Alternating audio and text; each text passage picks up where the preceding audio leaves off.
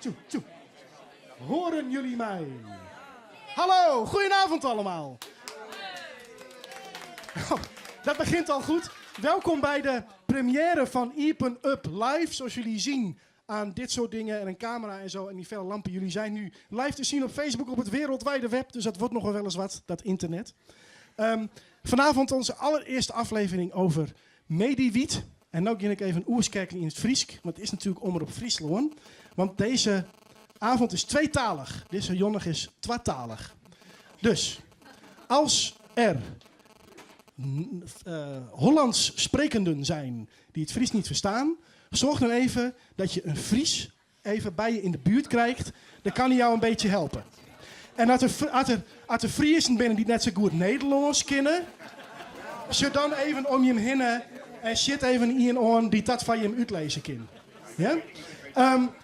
We beginnen het hele Mediwiet-verhaal van alle kanten bekijken. We gaan het Mediwiet-verhaal van alle kanten bekijken. Daar hebben we ontzettend interessante gasten voor. We hebben hele fijne gasten van. Oh ja, en van de meesten op de stream, die net Fries praten, dat er Friesen bij zitten, vertaal het een beetje zijn Nederlands, weet het hoe het.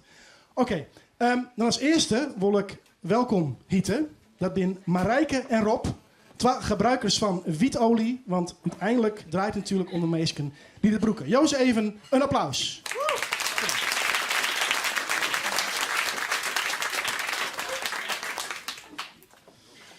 Marijke, tinkom het.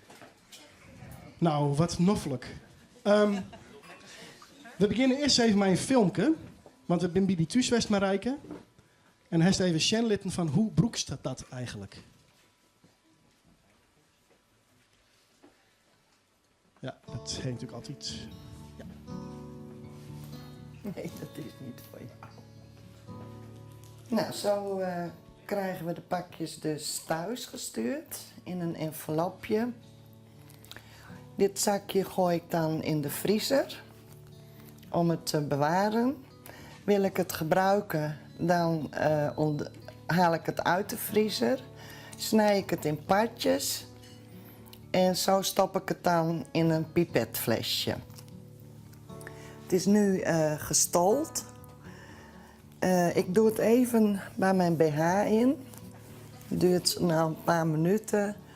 En dan wordt het weer vloeibaar. Je kan het ook even in je broekzak doen. Dus zometeen ga ik het even demonstreren als de olie wat vloeibaarder is, hoe ik het inneem. Ik gebruik het voor pijnbestrijding, voor artrose en fibromyalgie. Het is nu vloeibaar. Ik pak een paar druppeltjes en ik doe zo een druppeltje op mijn hand. Nou, de smaak is niet echt heel lekker. Maar je kan even een dropje of een snoepje erna innemen en dan proef je het niet meer. En dat doe ik dus 3 à 4 keer per dag.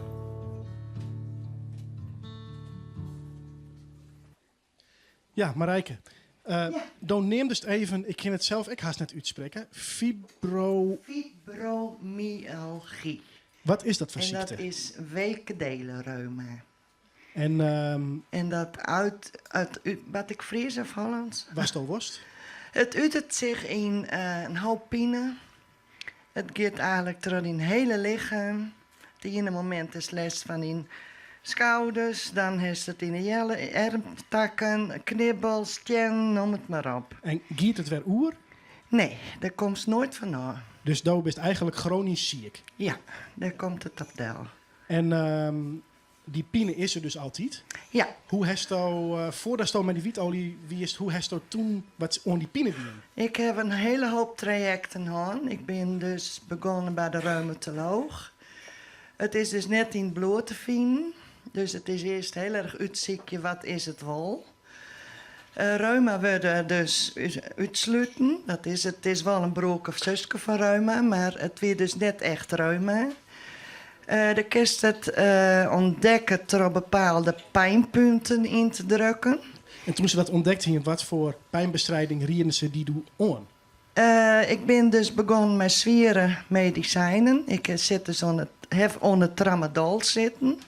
Dat is al heel zwaar. Ik heb onder morfinepleister zitten. En bij de pijnpolie terug te komen. Net mis dus. Daar heb ik al die prikken niet meer recht gekregen. Omdat ik dus ook een rechtprobleem heb. En ja, het weer uittasten, wat is het nou precies? Nou ja, die prikken helpen eerst wel even, maar letten die dat echt niks meer. En hoe kom je dan En op- terug bij, sorry onderbreek je, maar hoe kom je dan terug bij de medische marihuana? Ja, nou, mijn dokter bij de pijnpolie, die weer op een gegeven moment, die wist het niet meer. En mijn dochter weer mij en die zei eigenlijk meer uit de grap van... nou, ik heb tegen mijn moeder gezegd, neem eens een blootje. En daar ging die dokter heel erg serieus op in. Hij zei, ik zou het eens proberen, mevrouw. Wie weet helpt het u ook. Het kan op recept. Maar hij zegt, je kan beter even naar de coffeeshop. Daar is het goedkoper dan dat je het via de apotheek kunt krijgen. Dat zei de arts. Dat zei de arts. Dus dat heb ik geprobeerd. Ik wil eigenlijk altijd anti-drugs. Maar mijn ben ik altijd waarschuwen, net onder die troep. Maar ik denk, ja, het is het proberen waard. Dus En toen? proberen. Nou, ik merk er net zo volle van. Ik kreeg alleen nog een hoop honger. En ik heb lekker slip die nacht. Maar de smaak vond ik niet echt lekker. En ja, toch een beetje dat ouderwetse van mij, drugs. En ik weet er toch wel wat nuverig voor. Maar op een gegeven moment, ja, het weer net meer denk. Ik vond het net echt lekker. Toen had ik dus een interview van Rindes van Suvenuver in de Ljouwerte krant zeg. Nou, dat trok mij wel. Ik denk, daar wil ik weer meer van weten. Dus het heb ik opzocht op internet. En ik zeg dat er dus ook een saus weer, dat je daar terug te kon met vragen. Dus daar ben ik in gegaan. En ik heb me vragen gesteld. En ja, ik denk, het is het proberen waard. En hoe is het die bevallen? Het bevalt me prima. Ik hoor dat ik het jaar niet eerder kon krijgen. Ja, want wat is er nou voor die veroren daar terug? Ik ben eigenlijk vrijwel zonder pine. Ik viel me heel happy. Ik ben het meer zo wurg. En die fibromyalgie, die pine wil je echt heel wurg van. Nou ja, een heleboel dingen jaren erbij. Verjetachtigheid, net meer ietsje wurden komen. En af en toe heb ik echt aanvallen. Dan kreeg ik koorts en dan weer krekt of zet ik helemaal op. Kreeg zo'n Michelin-popke. Moest de ringen gauw uit, een horloge aan. En dat is nou alle jaar oer? En dat is nou alle jaar. Ik heb sinds ik onder de witte olie ben, heb ik er net weer last van gehad. Oké, Dus ik Rob. ben- Ja. Rob, wij kennen elkaar wat langer. Ja. En toen toffelst altijd met de hoenbuurs door de stritten. Vaak advies zit te eten. Ja. Dus hij heeft bijna hetzelfde ritme, maar met verschillende dingen. Ja, precies. En toen had ze wel eens zijn, zonder de wietolie wie ik net meer omstapt. Nee, Lees eens uit. daar ben ik bijna wist van. Hier in Saint-Lien is er bij mij een auto-immuunziekte geconstateerd. En die heet polymyositis, een spierziekte. En dat betekent dat er voortdurend ontstekingen en ontstaan in mijn lief. En dat breekt spierweefsel aan. En het vervelende daarvan is, wat voort is, komt net weer om. Dus het lichaam valt zichzelf eigenlijk om. Ja. Men weet net hoe dat kan en waarvan dat komt, maar dat was zo. En het enige wat de medische wetenschap net zien voorstellen kan, is een bombardement om prednison en onverwante zaken. Dat het me in ieder geval 34 kilo extra gewicht bezwargen. En misschien ik wel meer, want dat weten we net. Maar wat in ieder geval wel duidelijk weer, is dat ik in het begin, zoals jullie, steeds slimmer zie ik waar. Ik kon plaats nog maar 100 meter rennen. Ik kon niet meer fietsen. Ik kon mijn squat niet meer rondkrijgen. Ik kon de gulp niet meer tegenkrijgen. Wij zijn sealers, ik kon niet meer sealen. Dus En hoe oud is het? Altijd minder. Ik ben 64. Ja, dus het is eigenlijk nog dat men misschien als de 100 bist, maar dat ze weten. Ja, precies. En toen kwam een goede vriend van mij, die kwam mijn idee. Die zei, heeft wel eens van Simpson-olie jet. Rick Simpson uit Canada. Ik zei, nee, nog nooit weer. Hek daar eens op Google en dat wie Tiegenijskerk. En zo kwam ik in Nederland bij de stichting Mediwiet te wonen. En die na een intake kreeg ik van hun de wietolie. En dat... En had je bidi ook? Wat zei je? Had je het bidi? Ja, maar dat is wat oors. Nee, maar had je de wietolie bij die? Ik heb wel wietolie bij me, ja. Had je het in de boes? Of, Ja, ik in de boes, ja. Ik het altijd bij me, hè, maar dat had te vregen. Ja. Nee, maar ik dacht, mij werd even... Jongens, je mag beloven dat het weer weer komt. Maar dan kist het gewoon even zien. Jo, het even terug, zoals je het er eens uit. Ja, maar dit is olie voor Rinus, hè? Ja. Ja.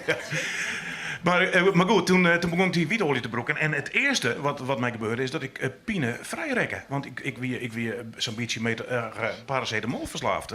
Want ik hier altijd maar pine. Ik kon niks met verst houden. En mijn handen die hartstikke zeer. En gewrichten en spieren. En eigenlijk altijd een vreselijke griepgevoel zie ik. En dat weer niet in Noor. Ja. Maar wat net gebeurde, dat CK-cijfer, dat stofje in het bloed wat onhoudt dat er spieren verdwijnen, dat zakken net of dat fluctueerde enorm.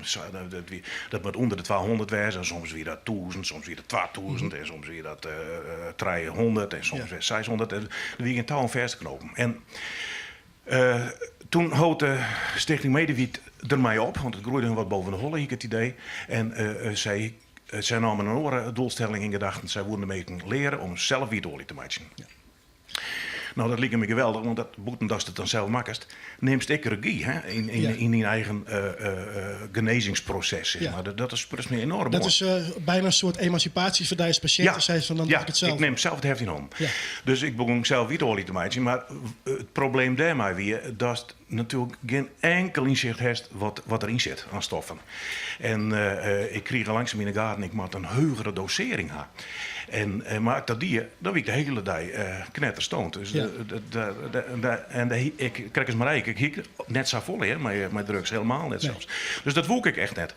En zo kwam ik via internet op Social Club Friesland te lonen van Rinus Bijntema en Souvenir. En toen ben ik on die olierek. En het mooie daarvan is dat er een hoge dosering van nemen omdat er en THC en CBD in zit. Zit ze goed erin, hè? Ja. En nu kan ik een enorm hoge dosering slikken en ik wil net stoned. Dus een lezers uit THC is, weet je, als je een joint smoker stoned van worden. Ja. En CBD, zeg ik het goed, dat is, weet je, rustig van worden. Dat weet ik net nou, dat geven we aan Rinus nog even. Maar het zijn in ieder geval 2 van de werkzame stoffen in de cannabisplant bij volle meer. Ja. En hoeveel medicijn broekstoot nog? Reguliere medicijn? Ja. Ja, ik ben nog steeds, ik zit onder prednison in de opbouw. En dat gaat aardig. En ik broek nog een hele proces in hoge bloeddruk, omdat prednison gebroek, dat jaagt ik onmiddellijk de bloeddruk op. Ja. Maar maar is het al minder als daarvoor, zo'n te wietolie of medicijn? Ja, mijn bloeddruk is praktisch normaal. En wat zei zijn arts dan? Mijn arts die zei, eigenlijk is het hetzelfde. Ja, daar begint het altijd bij. Ja. Er is niks wetenschappelijks onderzocht. Nou, dat is ook zo. Maar mijn huidige specialist die zei, ik zie u nog zoveel kracht hebben, en dat meet ik elke keer. Want ik ben er heel volstrekt hier op neer. Want ze zeggen zelf, wij kunnen u niet veel bieden. We doen, komt mijn eigen woorden, we doen maar wat. We schieten op een vlieg met een jachtgeweer. En misschien raken we hem wel. Dat weten we niet zeker. Maar we weten in ieder geval dat we heel veel andere zaken wel raken. Ja. Nou, dat heb ik weten. Want het prednison, dat heeft me wat teweeggebracht. Fysiek en mentaal. Ja. Maar zij zei nou van ja, zolang u dit kunt blijven betalen, moet u dat zeker blijven doen. Ja. Dus ik daar het voordeel van de twijfel. Ja, we praten eigenlijk nog verder, maar meestal uit de medische sector. Toen krijgt het, ik wil even refereren aan een anekdote die omgeeft. Toen krijgt het mij de post. Ja. En een keer wie de hoen, de jebberbie, de wietolie als dood, toch? Maar klopt dat? Het verhaal komt me heel onbekend voor. Nee. Oh, okay. Ik wil even niet schrikkelen in de redactie. Nee, ja, wij hebben een hondje met een hele grote kwaliteiten. En één daarvan is dat het in potentie een geweldige narcotica-hoen is. Want hij helpt de post altijd uit de gang en dan krijg je een brokje en dan jouwt het met de krant door. En vaak gaat het prima. Maar nu week er even net bij en dan vond er het zendingje van Rinus, ik maar even zeggen. En hij is werkelijk slucht, want ik slucht op wietolie. Waarom weet ik niet, maar dat is. En ik zie het boven en ik denk, wat eerder rustig. En dan krijg ik de brievenbus hoe de postwest. En ja, daar hier er een pakje te pakken. En je zit een grote waskoring in. Overdosis, dat moet je net hebben. Voor de baan net, maar voor de hoen net, voor jezelf net. Maar hij is heel slim ziek geweest. Dezelfde jongen was leider nog bij de veearts, een infuus. En weet maar de vragen voor het redden zo. Ja. Maar de wist het, ik kom alle dagen langs, dus zei je er weer. Maar oppassen. Dus wij zwaren hier nou dat er beslist net bij de post kan. Ja, dus ik weet net waar het hem nou had. Waar had hem Net nou? leeg drinken. Nee. Ja, net opdrinken. Nee, dat was. Jongens, bedankt. Wij komen aan nog bij hem waarom. We gaan nog even zitten, want we kijken jullie oer naar mijn fantastische co-presentatrice Marianne. Hoi Marianne. Hoi. Ja. Waar hast u daar bidi? Ik ga hier naast me zitten burgemeester Fred Kronen van Lauwert en Dirk Bergman van de Vereniging Opheffing Cannabisverbod. En nou ja, ik begin even met de burgemeester. En we doen dit trouwens even in het Nederlands. Dat is voor beide partijen even wat noffelijker. Burgemeester, groot nieuws in de Kamer. We gaan experimenteren met wiet kweken onder staatstoezicht. Ja. Wat vindt u daarvan? Nou ja, dat is natuurlijk politiek gesproken een enorme doorbraak. Omdat 3 partijen die er altijd falikant tegen waren, in ieder geval nu voor experimenten zijn. We hebben als burgemeesters, als Vereniging Nederlandse Gemeenten, zelfs met een meerderheid van 80% gezegd. Hef nou dat dubbelhartig op, dat de voordeur mag, maar de achterdeur niet. Dus hoe kom je nou in een coffeeshop aan wiet? Nou, dit is, laten we hopen, maar een doorbraakje waar wij ook graag aan mee willen doen. Om te kijken als VNG-burgemeesters, om dit op te rekken en te gaan doen. Maar we moeten natuurlijk eerst weten wat precies de regeltjes worden. Want het staat nu in een mooie zin in het regeerakkoord, maar soms zit de devil in the detail. Ja, want we hebben natuurlijk uit de media een beetje vernomen dat Leeuwarden een van de gemeentes is waar we dat bij gaan zien. Of nou ja, waar we dat bij gaan zien. Die daar wel mee willen experimenteren. Ja. Kunt u daar iets meer over vertellen? Nou, wij hebben al eerder ook gezegd, ook naar buiten toe en zo, en met steun van de Raad, maar ook met steun van onze coffeeshops. We willen eigenlijk, net zoals je de voordeur gedoogt, eigenlijk dat de wiet gekweekt wordt, zeg ik dan altijd maar, in de achtertuin. Zodat je ook weet, het hoort bij de coffeeshop. Dat kan natuurlijk niet letterlijk, maar dat geeft wel een mooie symboliek weer. En dan is de coffeeshop ook verantwoordelijk voor zijn eigen aanvoer. En mag daarbuiten ook niks hebben. Zodat je weet, ook als klant, het is goed spul. Want dat is natuurlijk ook behalve over het criminele deel, weten we natuurlijk niet vaak nu altijd wat er op die markt allemaal is. Omdat het illegaal is. En dan heb ik ook gezegd, als de coffeeshop er dan misbruik van maakt, dan kan ik de gedoogvergunning intrekken. Dus dan heb ik ook een stevige sanctie. Ja, want dan hadden we iets geloofwaardigs. Nou, als dat past in het nieuwe kabinetsbeleid, dan vallen we misschien in de prijzen. Helemaal goed. Ik ga even naar de andere kant. Dirk Bergman. Ja, wiet kweken onder staatstoezicht. Wordt het dan niet een beetje eenheidsworst? Dat is inderdaad best een groot gevaar. Je ziet, naar aanleiding van wat er uitgelekt is, eigenlijk nog meer dan het regeerakkoord zelf, dat er sprake is van 1 of 2 kwekerijen die op nationaal niveau dat zouden moeten gaan doen. Ja, dan creëer je eigen mislukking. Dus ik ben het met de burgemeester eens een doorbraakje. Wel een principiële doorbraak. Want het is ontegenzeggelijk zo, als je gaat kijken de afgelopen 10, 15 jaar zijn we alleen maar achteruit gegaan. Hebben we echt, zijn we gegaan van een heel pragmatisch, slim beleid naar een totaal repressieve Hollandse hennepoorlog. Met echt heel ernstige bezwaren met mensen die uit hun huis worden gezet. Met echt afschuwelijke toestanden. En eindelijk gaan we nou dan tenminste de andere kant op. Maar ons pleidooi is heel duidelijk. Je ziet, Leeuwarden wil het heel graag. Ik kom zelf uit Eindhoven, wil het heel graag. Van Apeldoorn tot Heerlen tot Schagen willen de burgemeesters het allemaal heel graag. Dus maak die proef groter dan wat nu wordt gezegd, 6 tot 10 gemeentes. Er zijn 104 coffeeshopgemeentes in Nederland. Dat moet je natuurlijk breder doen. En dat is eigenlijk ons pleidooi. Zorg ervoor dat het een grote proef is, dat er veel telers aan mee kunnen doen. En benut ook de bestaande expertise die er is. Dat zit hier ook in de regio heel duidelijk. Mensen die echt al jarenlang goed bezig zijn met die teelt en dat het liefst transparant en gereguleerd willen doen. Ik noem John en Ines. Er zijn een aantal mensen uit de provincie Groningen die in de jaren 90 met de Belastingdienst een heel project hebben gedraaid waarbij het eigenlijk al gereguleerd was. Nou, die mensen die zijn compleet geruïneerd toen de minister van Justitie destijds erachter kwam wat er daar speelde. Die mensen willen nog steeds heel graag gereguleerd telen. Dus ons pleidooi is heel duidelijk, gun het niet aan een enorme tomatenkweker, maar kijk naar de bestaande expertise die er natuurlijk in Nederland al 30 jaar is. U bent natuurlijk van de Vereniging Opheffing Cannabisverbod. Ziet u binnen uw vereniging ook een verschuiving van het gebruik van wiet als genotsmiddel naar het medicinale gebruik? Nou, een discussie die wij eigenlijk al vanaf het begin hebben is dat wij merken dat die scheidslijn zo dun is dat er een heleboel mensen zijn die gebruiken medicinale cannabis, maar die weten het zelf niet. De typische ADHD'er die zegt, Ik word lekker rustig van mijn wietje. Ik ga naar de koffieshop. Ik wil ook een sterke indica hebben met veel THC. Dat is heel interessant. Wij spreken eigenlijk zelf liever over therapeutisch gebruik. Want het is ook een preventief medicijn. Wat je afgelopen jaar natuurlijk heel duidelijk ziet, is dat de groep enorm groeit van mensen die met cannabis bezig zijn. En dat komt heel erg door die wietolie. Want inderdaad, je hoeft niet te roken. Het is voor kinderen met epilepsie toegankelijk. Voor bejaarden die niet per se niet willen roken of zelfs niet kunnen roken. Dat is wel een enorme trend, als het ware, die je ziet. Oké, nou, volgens mij... Tuurlijk. Nou, ik heb nog niks over dit gezegd. En ik ken ook, ik denk iedereen wel kent in zijn familie ergens wel mensen die baat hebben bij wietolie. Tegelijkertijd blijkt dat het niet onder de softdrugs valt. Volgens de wet valt het onder de harddrugs. En dat maakt het razend ingewikkeld. Dus officieel mogen wij het niet gedogen. Als het volgens de regeltjes softdrugs is, mag je het gedogen. Tegelijkertijd, je kunt het nu overal kopen op internet. Je kunt zonder enig probleem een voorraadje in je kast verzamelen waarmee je heel Leeuwarden in een hogere sferen kunt brengen.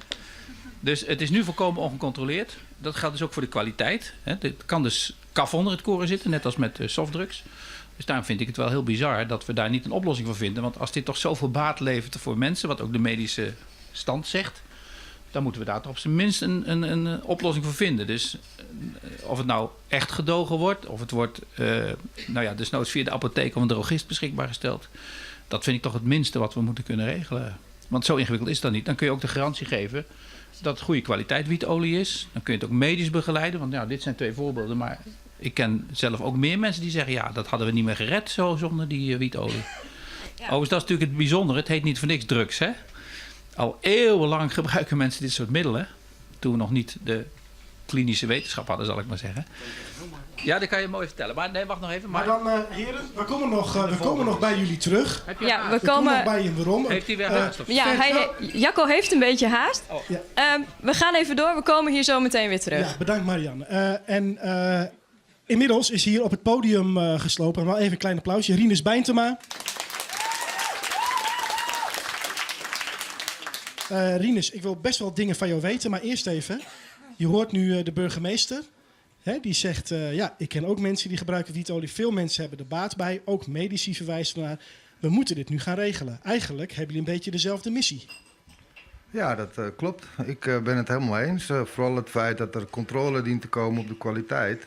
Dat is een van de belangrijkste zaken. Wij worden steeds groter en ik ben aan het investeren juist op de analyse van de oliën voordat ze naar de klanten toe gaan. Nou, dan gaan we het zo even hebben over jouw, zeg maar, beweging. Want zo is het, zo lijkt het haast. Maar eerst maar eens, hoe lang in jouw leven ben je al bezig met marihuana? Ik schat in een jaar of 30. En je bent zelf hoe oud? Ik ben net 50 geworden, een paar maanden terug. Dus meer, zeg maar, van alle jaren die je leeft, ben je meer met marihuana bezig geweest dan niet? Ja, klopt. Ja. En hoe is dat begonnen? In de koffieshop met een tafelvoetbal en als 16, 17-jarige jongen verslaafd aan het spelletje raken en zodoende in aanraking komen met een jointje roken. Zo is het bij mij gegaan. Maar je hebt er wel je business van gemaakt. Ja, op een gegeven moment maak je wat verkeerde keuzes als je jonger bent en dan beslis je dat je dat niet meer wil. En dan kies je de minst slechte manier om een beetje bij te verdienen. En dat was voor mij op dat moment wiet kweken. En daar was je goed in, toch? Ja, dat bleek aardige groene vingers te hebben. Dat ging prima. En gewoon even voor het beeld, hè, over hoeveel kilo per jaar lever, zeg maar, produceren hebben we het dan?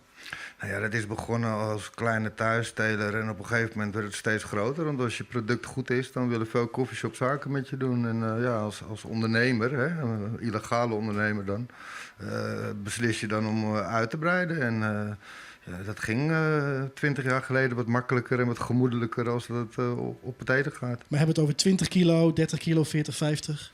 Nou ja, laten we zeggen dat het aanzienlijke kwekerijen waren, Jacco. Nou, kijk, het is niet zo dat ik je nu naar iets vraag wat je eigenlijk niet wil vertellen. Want je bent heel open altijd, hè? Ja, ook hoor, in de krant geweest. Maar op een gegeven moment heb jij toch de switch gemaakt van, zeg maar, een kwekerij hebben en coffeeshops bevoorraden naar medische marihuana. Best wel een dramatische switch was dat. Kan je daar toch iets over vertellen? Ja, nou, zoals vele kwekers met mij krijg je te maken met een bepaalde groep mensen die gebruik maken van het feit dat je illegale activiteiten aan het doen bent. Je kan dus niet naar de politie gaan. Een algemeen probleem is dat je dus last hebt van inbrekers en overvallers en andere ongewenste figuren. Ripdeals heet dat, hè? Dat heet ripdeals en ja, dat is ook ons gebeurd. En op een gegeven moment beslis je dan van ja, is dit het allemaal wel waard? Weet je? Als je de kogels letterlijk om je oren hoort vliegen, dan hoeft het voor mij niet meer om op die manier door te gaan. Want met zulk grof geweld gaat het dan wel. Soms wel, ja, zeker. Maar dan ben je toch hartstikke bang. Dan is het toch het tegenovergestelde van wat wiet eigenlijk is, namelijk iets om van te relaxen. Nou ja, daarom ook de reden, omdat het dus, ik wil veel mensen dit soort dingen besparen. En denk ik dat het heel belangrijk is dat we voor zowel de medicinale kant, maar ook voor de recreatieve kant een goede oplossing vinden. Zodat mensen niet hoeven mee te maken wat ik heb meegemaakt. Nou, en laten we zeggen, daar zat je even met je handen in je haar of met je handen in je baard, want die is wat groter. Want jij hebt de social club. Ik ben naar 2 dingen benieuwd. Hoe kom je erop en hoe werkt de social club eigenlijk? Ja, het is eigenlijk een beetje spontaan gegaan. De vader van een vriend van me die had een artikel gelezen over wietolie. Wij maakten dat al vanaf 2000 voor recreatieve doeleinden. En die vroeg mij of ik hem iets kon leveren, omdat hij had gelezen dat het hielp voor reumatische artritis.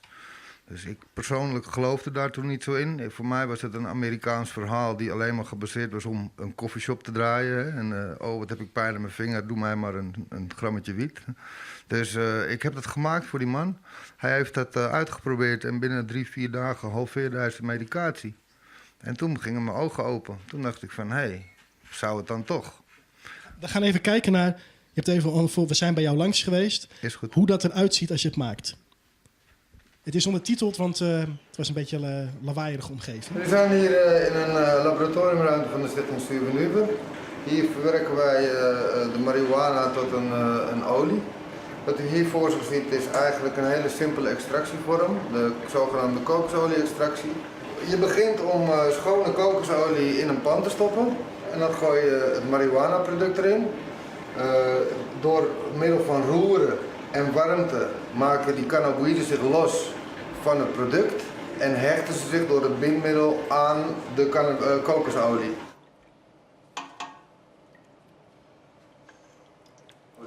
En zo ontstaat er eigenlijk een full spectrum verhaal waarbij de basisolie van ons geproduceerd wordt. En nogmaals, de toevoegingen van de pure THC gaan er dan voor zorgen dat we het eventueel sterker kunnen maken voor mensen. Dit is een pure olie-extract en je ziet hoe dik dat is. Dat is heel erg stroperig. En dit is wat we gebruiken om de sterkere soorten mee te maken. Dus dan wegen we weer een bepaalde hoeveelheid af. En dat stoppen we eigenlijk gewoon in de pan tot het oplost door de warmte. En dan mengt het zich met de kokosolie en zo wordt het weer sterker. Kijk, dit zijn voorbeelden van andere producten die we gebruiken. Dit is bijenwas die we gewoon kopen bij een Friese imker. Die bijenwas die wordt gebruikt voor zalfjes. Dus zoals je ziet gebruiken we echt de hele plant om producten mee te maken. En in de wortel zitten heel veel helende middelen ook. Dus ja, zo gebruik je eigenlijk de gehele plant. Hartstikke leuk. Leuk, heel gezellig. Je moet van, oh kijk, we zijn zelfs... Kijk. Dus dan weet je hoe je het moet maken. Of je maakt het al, je ziet, hey, mensen willen het ook medicinaal gebruiken. Die social clip is echt een hele inventieve manier om dat ook bij mensen te krijgen. Kan je eens uitleggen hoe het werkt? Ja, het is een combinatie tussen wat er in Spanje gebeurt en wat er in Amerika plaatsvindt. In Amerika is dit gewoon allemaal legaal en gelegaliseerd en gereguleerd. Veel makkelijker toegankelijk dus voor de patiënt zelf. Ook heel belangrijk dat de mensen zelf een plantje mogen kweken. Laat ik vooropstellen dat ik het heel belangrijk vind dat ook de gewone man de 5 wietplantjes of 10 wietplantjes, wat het allemaal zou moeten zijn, mag kweken voor zijn eigen medicinale gebruik. De combinatie is als volgt. In Spanje hebben ze een social club en daar verkopen ze letterlijk de producten.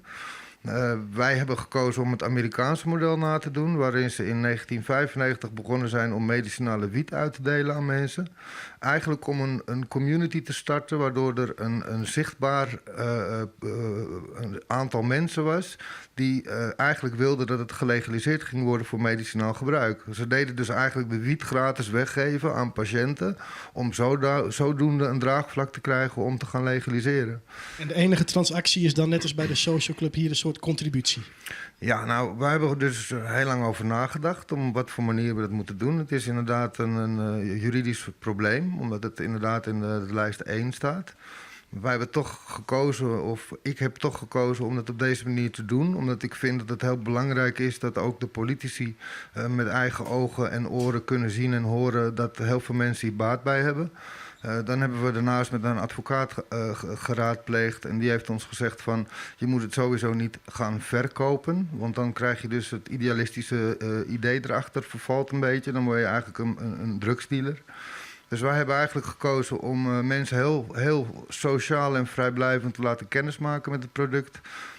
We bieden iedereen die dat wil een gratis 10 milliliter proefmonster aan om eruit te proberen. Dan kunnen mensen zelf beslissen of ze wel of niet lid willen worden bij ons. Als het ze bevalt, worden ze meestal lid. En als het ze niet bevalt, even goede vrienden en zijn er geen kosten of verplichtingen aan verbonden.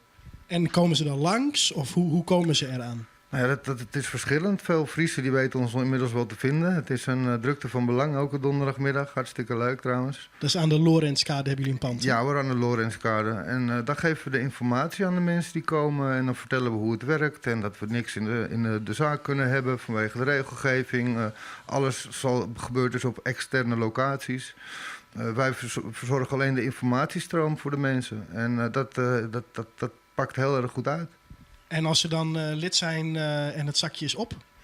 Ja, dan kan je bij ons lid worden in een donateurschap, noemen wij dat. Het is een stichting, die heeft geen leden, dus we noemen het donateurs. Als je donateurs geworden bent, dan kan je bij ons in het digitale ledenportaal komen en dan kan je je bestelling plaatsen. En dan wordt het gewoon verwerkt en dan wordt het naar de mensen toegestuurd. En aan hoeveel mensen sturen je dat per maand? Per maand?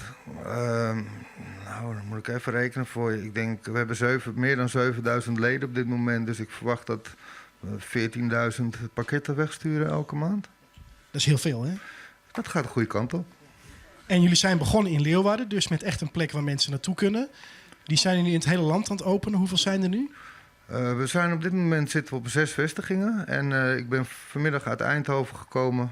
Dirk zo'n woonplaats. En daar ben ik bijna klaar met de onderhandeling om te starten. En vrijdag ga ik naar een bezichtiging in Utrecht. Ja, en wat misschien wel even goed is om te benadrukken. Meneer Kronen kent jou en die weet ook wat jullie doen. En je doet het zoveel mogelijk ook complete openheid. Je begint niet stiekem achteraf. Nee, we hebben gekozen om dit gewoon op een open manier te doen. En we hebben dus ook een e-mail gestuurd of een brief gestuurd naar de gemeente om te zeggen van dit is wat wij doen en waarom we het doen. En daarop zijn we uitgenodigd om op een gesprek te komen. En daar kwamen we al heel snel op de feitelijkheden dat het Den Haag aan zet is voordat we eigenlijk überhaupt kunnen gaan spreken over een vorm van gedogen. Daar zitten we nu nog steeds in die impasse. Is iets beweging, maar helaas weer alleen voor de recreatieve markt. En wij hopen toch echt dat er ook iets gaat bewegen in de medicinale markt. Maar wat is het dan toch? Dat officieel is het een harddruk. Jullie hebben 6 vestigingen, er komen weer vestigingen bij. Jullie doen dat in het open. Jullie versturen 14.000 pakketjes per maand. Maar meneer Kronen belt niet de commissaris en zegt oprollen die boel. En in die andere steden ook niet. Nou ja, kijk, dat is de manier waarop wij dit verkiezen. Ten eerste zou dat best kunnen. De politie is gewoon welkom. Wij zijn open gewoon, dus die zijn absoluut welkom om langs te komen. Er komen ook mensen van het justitieapparaat bij ons langs om zelf de wietolie te halen, omdat hun partner of hun vaders een probleem hebben. Wij discrimineren niemand, dus ook de politici en andere mensen die dat willen, die kunnen gewoon bestellen bij ons. En hoe zie je dit nu in Europees perspectief? Want volgens mij ben je wel een pionier. Dat valt ook in Europa op. In Portugal zijn ze al verder dan in Nederland, begrijp ik, qua regelgeving. Daar zijn ook al Amerikaanse bedrijven die via Portugal de stap naar Europa willen maken. Is dit iets wat ook Europawijd speelt en op een gegeven moment echt niet meer tegen te houden is, denk je? Ik denk dat er een heleboel gaat veranderen. Ik denk dat het zeer ongewenst is dat de grote spelers uit Amerika en Canada hier de markt gaan bepalen. We zijn heel goed zelf in staat om iets te regelen. De recreatieve markt is al 40 jaar in principe in een gedoogsituatie waarbij alleen de achterdeur moet worden opgelost. Ik denk niet dat dat een heel groot probleem zou moeten zijn, op wat voor manier dan ook. Medicinaal gezien vind ik het heel jammer dat er zo weinig gesproken wordt over de werking ervan. En daar komen we terug op dat stukje transparantie. Wij hebben ervoor gekozen om dus juist te laten zien en veel mensen te bereiken. En als gevolg daarvan sluiten zich nu ook wetenschappers en dokters aan die gewoon willen meehelpen om te zorgen dat dit misschien toch ooit een keer legaal wordt. Ja, want hoeveel nationaliteiten hebben jullie inmiddels contact mee die met jullie samenwerken? Ook heel wat, geloof ik, hè? Nationaliteiten? Ja, want ik heb wel Engels gehoord bij jullie en Duits. En, Nou ja, kijk, we zitten nu in een situatie dat we beginnen op te vallen. Dat is vrij logisch als je dus op deze manier je werk doet. Dus worden we inderdaad benaderd door mensen uit Engeland en Duitsland. En gebruiken we de netwerken van de organisaties die hier al heel lang in Nederland zitten. En willen we gewoon samenwerken in een informatiestroom. Ik denk dat het daarmee begint. Een soort medicinale cannabis VVV die gewoon door heel Europa beschikbaar is. Waardoor mensen weten waar ze het zouden voor kunnen gebruiken. En voordat we nu denken dat als het zeg maar het allernieuwste wondermiddel is, het helpt gewoon niet bij alles, hè? Absoluut niet. Wij zullen nooit gaan verkondigen dat het een wondermiddel is. We zullen ook altijd heel kritisch blijven. Ik denk dat dat een beetje de kracht is van het hele verhaal. Wat wij doen is volledig inzetten op het upgraden van hoe we het maken, de productie. De logistiek, met hoe meer mensen je dit aan het doen bent, hoe hoger de nood voor een vergunning wordt, om het zo maar eens te noemen. Ik voel ook de verantwoordelijkheid voor de hoeveelheid mensen die je helpt. Dus ik ben heel erg blij met de input van een wetenschapper, een arts uit het AMC, die eigenlijk naast de organisatie is gaan staan en die dus bereid is om klinische studies te doen. Ja, want daar, dus een korte vraag, of graag kort antwoord, maar daar ontbreekt het eigenlijk aan, hè? Absoluut. Kijk, op het moment dat er geen publicaties komen, dan zal ook de medische wetenschap niks doen. Dus wat je moet doen, en wat wij dus proberen te doen, is juist die impasse te doorbreken. Door gewoon ook naar de wetenschappers open van zaken te zijn en te zeggen van jongens, kijk nou eens, we hebben een database van 7000 mensen of al iets meer geloof ik, die wij heel graag beschikbaar zouden willen stellen voor de wetenschappers. Dus doe dan die klinische studies. Help ons om de productie zodanig te verbeteren dat wij een gestandaardiseerd product kunnen aanleveren. Bedankt Rinus. Aan het eind, we gaan nog met andere mensen praten, komen we ook nog bij je terug. Ook zeker voor mensen in de zaal die nog vragen hebben voor Rinus. Dat kan allemaal straks. Blijf gewoon net zo lang hangen tot je wilt. Dan gaan we even naar Marianne om even reactie te horen op dit verhaal. Ja, dankjewel. Burgemeester, een wietfabriekje in de stad. Het mag dus eigenlijk niet, maar toch gedoogt u dat. Ja, graag uw reactie daarop. Ik wist van niks. U wist van niks. En toch heb ik ergens het vermoeden dat er iets van correspondentie is geweest. Nou, kijk, het is natuurlijk zo, we hebben coffeeshops, die mag je gedogen. Dat wil niet zeggen dat ik iedere dag in iedere coffeeshop ga kijken of er iets gebeurt wat fout is. Dus ik vind dat ze zich aan de regels moeten houden. Dus daarom doe ik selectief onderzoek, onaangekondigd. Dus ze moeten echt zich aan de regels houden. En als ze dat niet doen, dan gaat er ook eentje dicht, een maand of 3 maanden, net wat de mate van de overtreding is. Hier geldt ook dat ik mag bepalen, overigens niet alleen, maar met de officier van justitie, van gaan we dit doen of niet, of hebben we andere prioriteiten? Want het zou me ook veel te veel capaciteit kosten om iedere dag achterlichtjes en coffeeshops te controleren. En ja, ik vind dit geen prioriteit. Oké. Is een wietfabriekje in de stad uniek voor Leeuwarden? Of... Nou, je ziet dat eigenlijk door heel Nederland wordt wietolie gemaakt. Op kleine schaal en op grote schaal. Wat bij mij vooral bijblijft, ook weer naar het verhaal van Rinus, is probeer 1 stap terug te zetten. Waar zijn we in Gods hemelsnaam mee bezig in Nederland? Dat we een medicijn hebben wat zo ontzettend veel mensen helpt. Terwijl de overheid dat nog steeds als een harddruk bestempelt. Dus hetzelfde inderdaad als cocaïne of alcohol en tabak. Dat vind ik eigenlijk heel schrijnend. Dus ik denk ook nu nog praten over moeten we dit gedogen. Gedogen, dat hebben we 40 jaar lang, meer dan 40 jaar lang gedaan. Daar moeten we echt van af. Nederland moet het echt helemaal gaan omdraaien en moet zeggen, wij gaan vooruit in plaats van achteruit. Wij hebben namelijk in Nederland alles al aanwezig om hier een wereldspeler in te worden. We hebben de Landbouwuniversiteit Wageningen, we hebben het Westland, de kassen daar. We hebben 40 jaar retailervaring, we hebben zadenbanken, het beste van de wereld. Genetica hebben we. Dus in plaats van dat allemaal weg te duwen en te proberen te bestrijden en proberen daar hogere boetes voor te maken.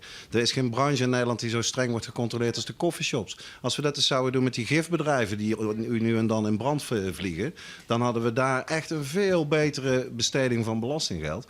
Dus wat ik hoop is dat dankzij het werk van mensen als Rinus, maar zo zijn er door Europa honderden, die met hart en ziel hiervoor gaan. Ik denk dat het bij Rinus nog extra sterk overkomt, omdat hij zelf die scepsis had over medicinale cannabis. Dan kan je dat ook beter uitleggen. Dus ik zou hopen dat die openheid gaat komen. En dat steeds meer mensen, internet helpt daar natuurlijk bij. Daarachter komen, hoe hebben wij als mensen in godsnaam deze plant, die zo ontzettend veel goeds te bieden heeft voor mensen, waarom bestrijden we die al 100 jaar in plaats van dat we daar maximaal het nut van trekken? Oké. Nog een hele korte vraag aan deze kant. Want het is natuurlijk, wat u zegt, we gedogen al 40 jaar. Maar dat is natuurlijk niet zonder reden. Want het heeft natuurlijk nog steeds criminele aantrekkingskracht. Er gaat veel geld in om. Wat kunnen we doen om het een beetje, hele korte vraag, om het toch een beetje minder uit die criminele sfeer, in die criminele sfeer te hebben?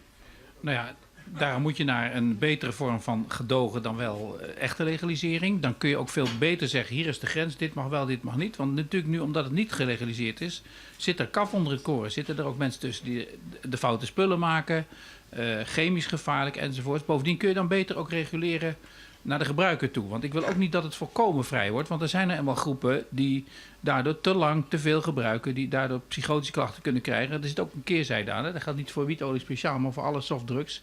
Het blijft wel een goedje wat je niet maar onbeperkt moet gebruiken. Nee. Net als alcohol en net als naar het casino gaan. Als je zoveel keer naar het casino bent geweest, word je ook gecontroleerd. Dat is wel legaal en dat is misschien nog wel slechter. Dus in ieder geval, of verslavender. Ja. Dus alles waar risico's in zitten van gezondheid, qua samenstelling, dan wel verslavingen zitten, heb ik liever in een beetje gecontroleerd domein dan in nu die mistige wereld, waardoor iedereen denkt, ik doe iets wat eigenlijk niet mag. Maar ja, goed, daarom zijn er dus meer staten al in Amerika en overal waar ze al nu ons inhalen, links inhalen, zoals wij het vroeger hier juist deden. Ik ben nog opgegroeid toen je op de radio op zaterdag kon horen wat de prijzen waren van de...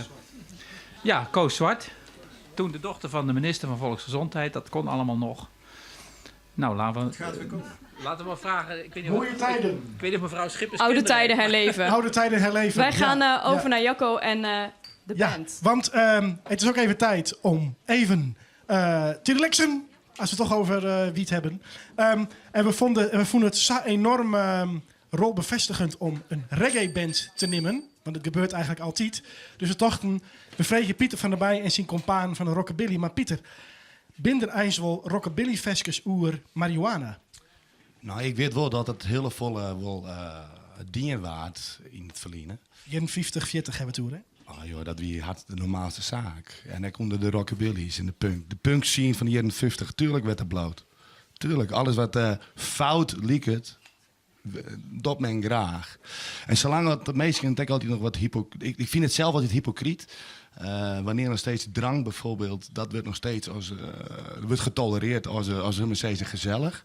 Maar dat is eigenlijk het grootste gift ter wereld eigenlijk. Het betekent net dat ik dan voor het seizoen had van mensen drinken het meer en gaan vaker de coffeeshop in. Maar zolang dat hypocriet is, zolang dat nog altijd zo is dat wiet daaronder zit, bloot Nederland een beetje hypocriet. En maar mijn vraag wie direct veskes, rockabilly veskes hoe wiet? Maar bedankt voor die statementje. Ja, nee, maar ik doe mijn statement wel een meidje. Want we gaan daar ben we je voor. We gaan nou rockabilly meidje. En het volgende vers ik nog gospel. Dus dat had er al helemaal niet mee te krijgen. Maar het is een stukje bezinning. Sure. Pieter van der Bij en de Barnfinds. Applaus en haalt u vooral een drankje ook even.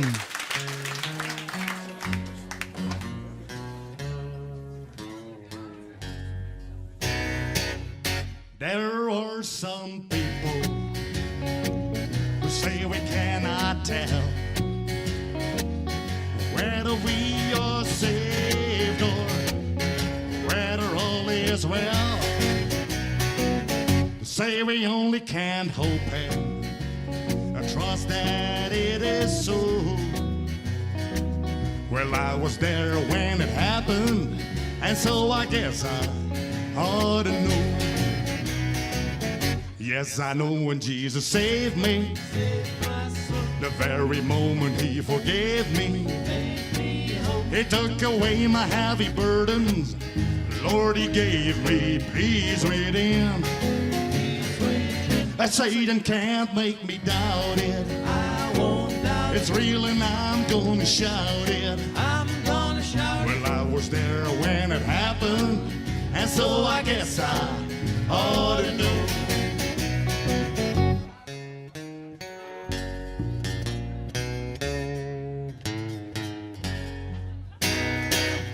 Now I don't care who tells me salvation is not real. Though the world may argue and that we cannot feel, heavy burdens lifted and the foul sins go. Well, I was there when it happened, and so I guess I ought to know.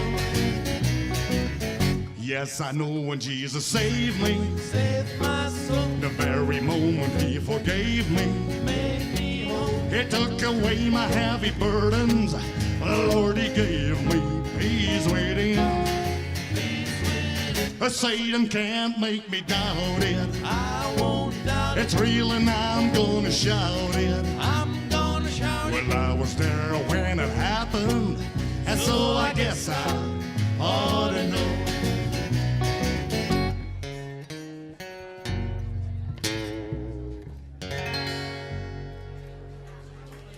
I was there when it happened. Wij waren er hier vandaag ook bij, dus komt wel net. Kijk, het volgende nummer, want hij niet Fries, hè, want dan klapt de Omroep Friesland niet net. Dat was een boos. Oké, wat nummer door, hè, meneer? Het volgende nummer is Just Too Lazy. Oké.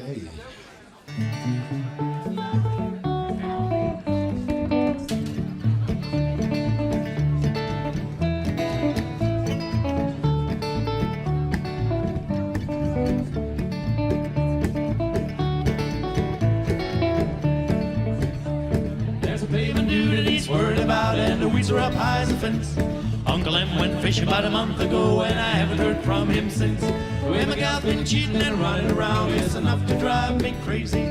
I should be crying and walk on the floor, but I'm just too lazy. I ain't tired, just relaxing. I'm just relaxing, and I've got the time to spend a dream or two. Well, the rent's about up and the money is down, and the future looks a bit hazy. I should be singing the blues all day, but I'm just too lazy.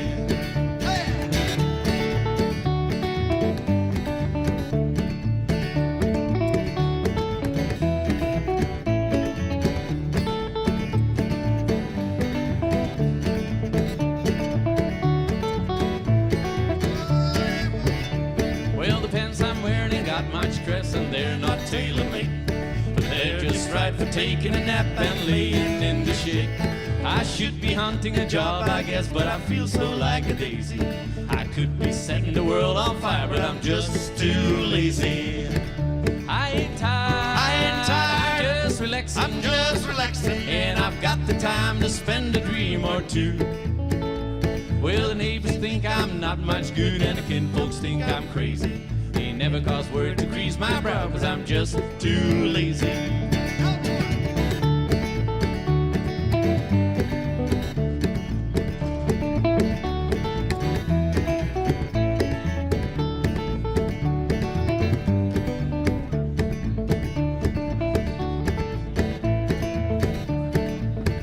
I ain't tired, just relaxing. I'm just relaxing, and I've got the time to spend a dream or two.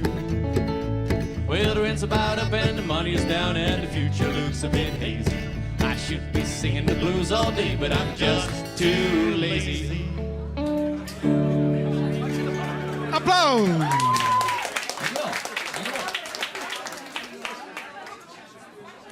Beppe Marley.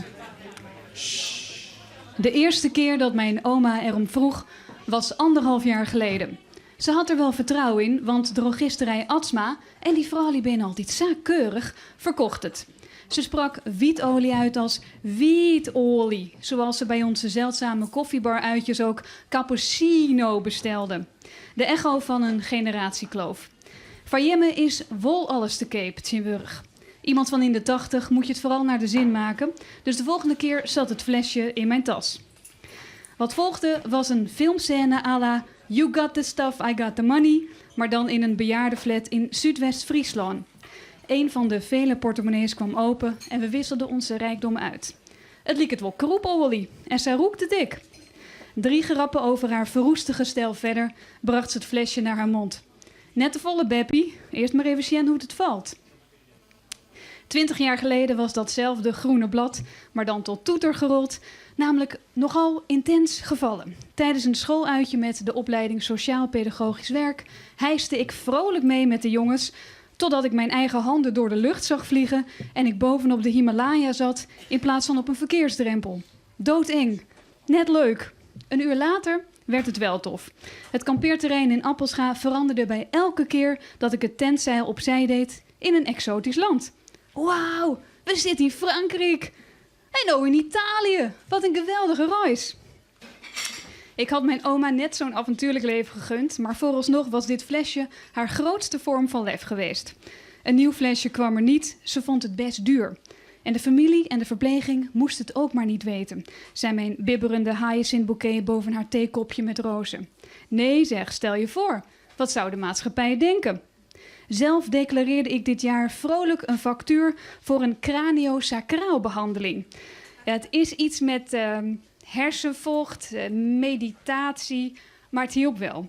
En medezwangeren vertelden mij ook afgelopen maanden dat ik vooral aan de acupunctuur moest. Ook met succes. Had die meesken dan een spjelde kersen? Dat weet ik niet, maar het werkte wel. En ik begrijp ook van hele nuchtere mensen dat hun leven ontzettend veranderd is sinds hypnotherapie. Maar nee, wietproducten, die vinden we te vaag. Het nieuwe kabinet zet dan de stap richting legale wietteelt. Wat mij betreft komt daar een gemeentelijk geregelde, toegankelijke en streng gemonitorde medicinale wietteelt bij. In geerwerking met de wetenschap en met de meerskip die het er ondervinding mee had. Evidence-based werken, dat is in de zorg al een inbagere term. Let dat je dan ik hielde. Geen gratis wiet voor studenten op een schoolkamp die zich na een toeter misselijk fretten een huzarensalaatje en met een lachkick hun studieschuld uitroken. Maar wel voor hen met pijn die zeggen zich er beter door te voelen. En het mooie is, iedereen hier kan zich erachter scharen. De communicatieafdeling van Ljouwert Friesland 2018 hoeft een van hun gevleugelde uitspraken maar een beetje om te draaien. Wat bang is voor een pak wiet, komt nooit neer de veert. Maar ook politieke partijen kunnen zich voorstander tonen. Het CDA bijvoorbeeld of de ChristenUnie. We gebruiken de vruchten van Gods grond en talloze patiënten zullen daar dankbaar voor zijn. Halleluja! De PvdA Leeuwarden hoeft de slogan maar een beetje aan te vullen. Samen met Luts, zonder pijn. Of de SP. Als je nou die vertrekkende Kamerleden een flesje meegeeft, krijg je wellicht wat minder zure boeken bij een vertrek over je partij. En oh, de VVD. Wat zal de wereld mooi worden als iedereen niet zo'n af te timmeren grijns als Mark Rutte heeft. En voor de Henk Krollen onder ons, 50 plus, met al die dalende pensioenen, kun je met een tripje naar de koffieshop en Appelscha alsnog 3 keer per jaar naar een exotisch oord. Ik heb het zelf gezien, het was fantastisch. Ontspanning, menselijkheid en verbroedering wordt ons deel. Beppe Marley is vorige maand overleden. Ik denk dat ze met haar flesje wietolie op een wolk naast Bob zit en bemoedigend meeneuriet. Let's get together and feel just fine. Marijke Roskam, onze eerste columnist. Super bedankt, Marijke. Ik zie je ondertussen al mij een volgende gast, want we hebben mij gebruikerspraat, patiënten, we hebben mij Rinuspraat, we hebben de burgemeester Jet, we hebben Dirk Jet van de vereniging Opheffing Cannabisverbod. En hier zit, je zegt het al misschien een beetje een typische apotheker, Jouke de Jong, welkom. En trouwens, voor ik verder ging, ik vind het fantastisch. De Sjugge op zijn meest hebben er 120 mensen naar de stream zien. En er binnen meer dan 600 comments. Die discussiëren zich helemaal het laplazerus. Dus geen vooral staat er ook mensen op Facebook stream. Jouke, ja. Du bist, heeft verschillende petten op. Hij is zelf een apotheek. Klopt. Du bist de voorman van de Friese apotheken. Ja, min of meer. min of Geen meer. voorzitter, maar wel voor de pers. Ja. En, maar du bist ook smoetkwart part-time wethouder, toch? Klopt. Ja. Van Ja. welke partij? De ChristenUnie. En dat is in... Drachten. Ja. Smellingelaan. Mooi. Maar we beginnen even... we praten nou met de pet apotheker. Leven dat met de waan. Ja. Hoe vaak komen mensen in de apotheek en vreeg je om marihuana? Nou, marihuana net zo vaak. Wel van wietolie. Dat is de laatste tijd natuurlijk heel vaak. En wij leveren gewoon de cannabis voor de thee en voor oorzaken. Maar dat gaat net zo vaak, want het is... dat is wel bekend en dat hadden we van het is gewoon duur. En waarom is het zo duur? Of via het officiële paard? Nou, via het officiële paard is er ben gewoon een heel soort controles. En dat is, het wordt kweekt in gecontroleerde settingen, het wordt analyseerd. De verspreiding gaat over een aantal schieven. Ja, en dan in alles zit ook een verdienste. Dus dan tel maar op. Dus het bij Rinus is het 10 euro in de maand. Als ik het via de apotheek krijg, wat voor bedragen kan het dan oprinnen? Dan ik zei altijd in de mensen van rekken gewoon op een 50 euro per 24 dagen. En dan hebben we het over de thee-variant. En de wietolie is... dan hebben we het ook over de officiële wietolie. Hè. Net via de drogist, maar de controleerde. Dan zal het wel iets goedkoper wezen, maar het rekt net de 10 euro. Nee. Zuster, dat die vraag dus... dat had ik even mis, maar neemt het dus ook ta? Het neemt ta, ja. Nou ja, het neemt natuurlijk ta, omdat er een heel soort reclame maken we voor de wietolie. En daar zit echt wel het bezwier wat. Want de reclame is net alleen nog de officiële reclame bij de drogisten of wat, maar op internet natuurlijk. En op internet de meest wilde leuzen gaan erom, want het zijn alles werkje en mensen ben soms raadloos. Nou, en dat zie ik dan ook wel. Ik ben raadloos, maar het werkt het net. Het zijn alles. Of bij lange na net. Dus mensen komen zelfs met vragen, het kanker en alles. Ja, maar daar gaat het net over. Dat is net wat het is. Maar internet is een raar spul soms. Ja. Hoe stoot als apotheker zelf graag het lauwste wollen? Want bij de reformwinkel leidt CBD-olie op de markt is het. Hè? Dus dat zijn twee varianten. Dat is de THC-olie en de CBD-olie. Die CBD-olie is helemaal Wild West. Ja. De THC-olie gaat dus, omdat het duur is, via het officiële paard met geen soort via Rinus. Hoe stoot het ideaal van die shit? Nou ja, CBD ken ik via het officiële kanaal. En de combinaties natuurlijk. Ik vind het, in dit geval vind ik nieuwsgierig. Ik zie dan een bereiding. Nou ja, bij een apotheek het gaat wat oors. Maar het lijkt er heel bot op. Dus dat is mooi. Ik zeg niks van de analyse. En misschien zei de stek van, daar moet nog wat aan gebeuren wellicht. En dan denk ik wel van, dan ben ik wel benijd van hoe gaat de analyse. Weten we altijd van of alles er officieel in zit. Maar daar ben ze wel heel, heel druk met dwaande. Dus dat is aardig. Het eerste, daar heb ik het meeste bezwierd zien. Dat Wilde Westen. Want er is een heel soort olies op de markt. En er zit bijvoorbeeld een CBD-olie met 10%. En dan is het wel van bekend dat er 1% in zit. Er zitten wel afwijkingen in van 90%. Steeds maar, dat ken net. Dat is gewoon volksverlakkerij. En dat is, dus dat moet in mijn opinie al hier voort. En volle leeuwen gewoon gecontroleerde mijn analyses hoe het spul. En het juist echt betaalbaar. En misschien komt er nou een onderzoek, komt er een klinische setting waar we verder mee kunnen. En het bewijst en we kunnen vaststellen van het dat voor een grote groep had het echt zijn waarde. Ja, dan kan je echt denken aan een zwaarverzekeraar. Wat doen we daarmee? En komt er een zwaarverzekeraar om de hoek, dan krijg je misschien ook meer yield aan analyses en goede kwaliteit. En ik zeg niks van de kwaliteit daar, maar gewoon even in het algemeen. Ja, als je het officieel regelt had willen, is dat keer net alleen, dan moeten meerdere mensen meid waren. Officieel kost gewoon yield, clear. Ja. We gaan even naar een collega van Josjen. Daar hebben we uw sterverslagjouwer Henk de Biesebeek op Oud-Stuart. Dit is een klinisch farmacoloog. Henk Dorlo heet er, hè? Klopt. Meneer Dorlo uit Amsterdam. Dr. Thomas Dorlo.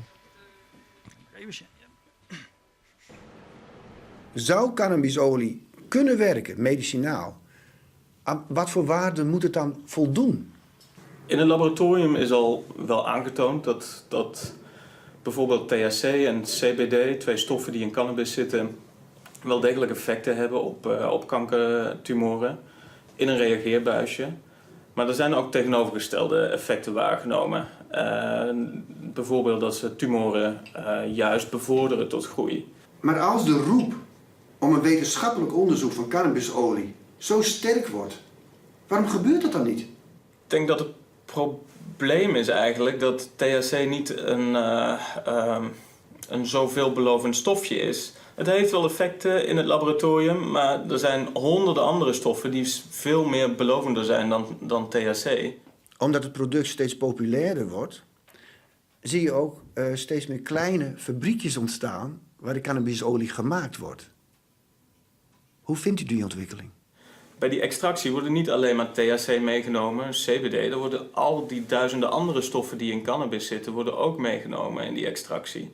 En we hebben eigenlijk geen flauw idee wat al die andere stoffen doen in het lichaam. Dus in die zin denk ik dat het heel gevaarlijk is om zelf fabriekjes op te gaan zetten, zelf extracties uit te gaan voeren thuis. Je kunt recepten vinden op internet hoe je wietolie moet maken. Ik denk dat dat heel gevaarlijk is, want mensen weten gewoon niet wat ze tot zich nemen.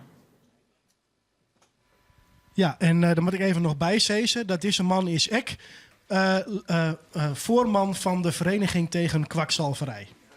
Dus dat... maar Joop binnen wat milder als hem. Hij zei het, er zit van alles in. We weten net wat voor effect het had. Er zijn orenstoffen die volle nieuwsgieriger binnen voor u en misschien volle effectiever. Hij had er net zo volle nog toen. Hij zei het eigenlijk, stopte met mij. Zo zei Jerk jou net. Nou, nee, dat heb ik net. Een gruppad van zijn verhaal, dat klopt natuurlijk. Mijn extractie neemt alle stoffen mee. Hè. Er zitten, hij noemt duizenden, nou ja, zover ik weet, ik ben de 60 stoffen in de marihuana. Dus er neemt wel alles mee. De apotheek, waar we het van betrekken, die zuivert die stoffen eruit en dan haast echt alleen nog THC en CBD-oer. En dan wist het over praast. Nou, dat haak het lauwst. Maar dan de orenvraag, dus juist gewoon dat het werkt bij mensen. En of misschien mast in orengevallen wel zeggen, het helpt in ieder geval. En we weten net eens of het werkt, maar het helpt wel. Nou ja, dat is nieuwsgierig. En dat is voor jou genoeg? Nou, dat is in ieder geval een startpunt. Want ik weet wel, uit de skiertnis wij. Er zijn natuurlijk ook wel medicijn ooit in vol vertrouwen terug apotheken uitjoen. Werd letter van blikt dat natuurlijk verschrikkelijk spul weer. Daar beschuldig ik jou nou net van. Maar mijn vraag is even, weet je van medicijn altijd wel wat het effect op de lange termijn is? Of wat het doet? Nee, net altijd van de lange termijn. Nee, dat klopt. Dat moet ik in de praktijk blijken. En dat geldt ook voor wat door medicine bij ouderen, wat door medicine bij baan. Dat wist net altijd. En dus de kerst net altijd alles weten. Alleen nog aan de THC en met name de CBD is nou haast geen onderzoek aan die. Dus dan wist het gewoon net. Ja. Laatste vraag even, want je bent ik wethouder.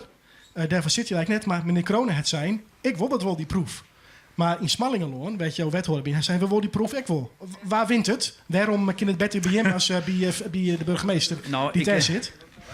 Nee, dat is net te zeggen. We weten net eens wat de proef en de pilot inhoudt. Er is in de RIE wel... is wel zijn van we hadden belangstelling voor. Het is nog net op de. Ja, de gemeente hier is het is nog net op een collegetafel West. Dus het is vierste bedierd. Ja, nou, Vert, ik hoor, je hebt al een voorsprong. We gaan gauw terug naar Marianne en Vert en Dirk. Jouke, bedankt. Ja, nou, het is dus wel duidelijk dat er 2 kanten aan dit verhaal zitten. Ja, ik hoor hier net in mijn oortje dat, hoe kan het nou helpen? Hoe kan het nou niet helpen als het helpt? Vond ik een interessante opmerking. Ja. Want de medische wetenschap zegt heel duidelijk, er zitten ook grote nadelen aan. Ja, wat ik interessant vond, het is gevaarlijk, want we weten niet wat het doet. Volgens mij is er geen plant die zo lang medicinaal gebruikt wordt door de mens. Daar is gewoon archeologisch bewijs voor. Minimaal 5000 jaar gebruiken mensen die plant. Dus we hebben wel wat ervaring met wat er kan gebeuren. Het is ook altijd goed om nog even te halen dat in de hele geschiedenis van de mensheid nog nooit iemand door cannabis is overleden. Ook niet als je 6 van die potjes cannabisolie achter elkaar opdrinkt. Daar zou je niet aan doodgaan. Mag ik je dan heel even onderbreken? Want ik heb ergens wel gehoord dat er dus mensen zijn overleden door het gebruik van wietolie. Ja, het heeft op Facebook gestaan, ongetwijfeld. Maar dat is echt niet waar. Cannabis is een van de stoffen met een zeer opmerkelijke lage toxiciteit. Want alles wat je kan nemen, als je genoeg sinaasappelen achter elkaar eet, dan is het ook dodelijk. Bijvoorbeeld water. Als je heel veel water achter elkaar drinkt, dan val je dood neer. Dat is vrijwel onmogelijk met cannabis, omdat het zo'n lage toxische waarde heeft. Dus ook als je gewoon zelf je cannabisolie maakt, als je zelf je planten in de tuin hebt, blijf het vooral doen, mensen. Doe ook geen afstand van die planten als de politie jou in de achtertuin je planten komt stelen. Want dat is wat het is. En zorg inderdaad voor dat je hierover praat met mensen. Zorg dat we iets doen tegen die antipropaganda die we 15 jaar hebben gehad. Dan gaan we op weg naar de bevrijding. Oké, dan wil ik even de reactie heel kort van de burgemeester hierover. Ja, ik vind juist goed dat een vorm van gedogen, hoe we het ook noemen, waardoor je beter met de wetenschap, medische wereld kan onderzoeken. Wat doe je nou eigenlijk met patiënten? Hè? Kennelijk is hier een grote database. Dan krijgen we een beetje dat niet al die grijze verhalen, zwarte verhalen, dan weten we wat deugt nou wel, wat deugt nou niet. Dat doen we met allerlei stoffen tot en met, vroeger was suiker geen probleem, nu wel. Nou, zo simpel moet je het maar zien. Laten we het gewoon een beetje gedogen. En de mensen die het echt nodig hebben een kans geven nu om het te gebruiken. Ik wil heel even kort met u naar het Kronen-model. Kronen-model, u kunt het beste zelf uitleggen. In het kort, wat is het Kronen-model? Ja, die naam heb ik er zelf niet aangegeven, maar dat hebben die slimme coffeeshops hier gedaan. Want ze denken, dan kan hij niet meer tegen zijn. Maar nee, ik heb zelf wel bedacht. Ik heb bedacht, laten we nou wat ik in het begin zei, de coffeeshop-eigenaren zelf hun achtertuin, hun achterdeur laten regelen. Dus ze maken zelf wiet in hun achtertuin of samen een paar. En laten we zeggen, samen met Drachten, dan kweken we samen voor de coffeeshops in Leeuwarden en in Drachten. Dan is het een gesloten systeem en wie zich er niet aan houdt, die verliest een gedoogvergunning voor een maand of langer als hij het nog vaker doet. Goed. Maar dat is anders dan ergens een werf van de staat. Hè, want dat was in Drachten zo, daar wilden ze een eigen kwekerij maken. Nou, dat moeten we ook weer niet doen. Goed, het Kronen-model. Is dat een goed alternatief voor wat het was? Of moeten we echt naar legale wietteelt? Als het echt noodzakelijk zou zijn als tussenstap, dan is dat beter als wat er nu is. Dat lijkt me duidelijk. Maar ik denk dat we wel wat sneller zouden kunnen gaan. Als je internationale ontwikkelingen ziet, Canada gaat volgend jaar helemaal legaliseren, Californië gaat legaliseren, 6e economie van de wereld. Dat is totaal niet meer te stoppen. Dus we voeren in Nederland 1 groot achterhoedegevecht. Dus ik zou zeggen, iets meer lef en ambitie voor Leeuwarden. Gewoon zeggen, wij zijn de eerste stad in Nederland met legale cannabis. Niks meer gedogen. We gaan het afwachten. Bedankt, heren. De band staat alweer klaar. Highway 54. En daarna komen we bij jullie, want jullie willen er vast ook nog wat over zeggen, of over melden, of over vragen. Highway 54, zei ik. Wat stom. Barn Finds en Squorrefinsten. Squorrefinsten. Dat is ook een hele mooie fienst.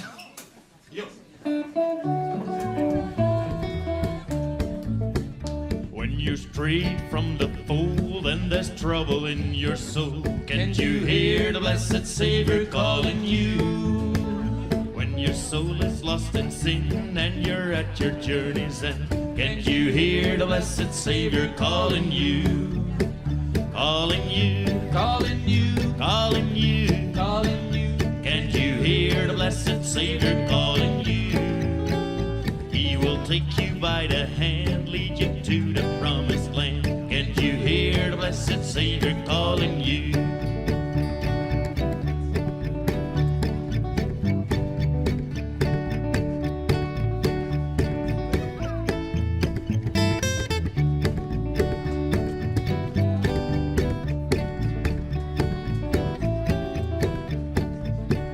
As your journey day by day and temptation comes your way, can't you hear the blessed Savior calling you?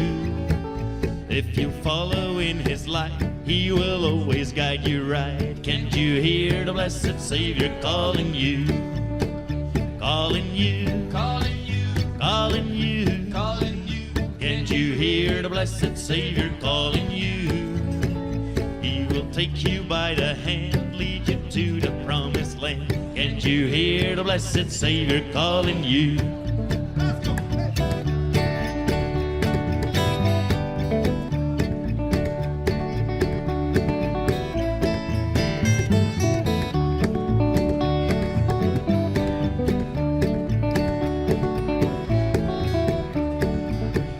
When your soul is burned down and your friends cannot be found, can't you hear the blessed Savior calling you?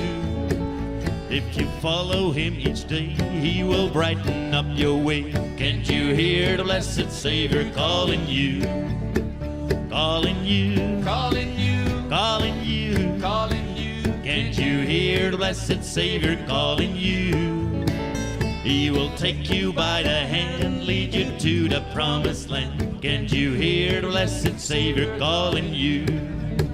Calling you, calling you, calling you, calling you. Can't you hear the blessed Savior calling you? He will take you by the hand, lead you to the promised land. Can't you hear the blessed Savior calling you? Beste mensen, zijn hier ook nog fans van Johnny Cash? Speciaal voor jullie.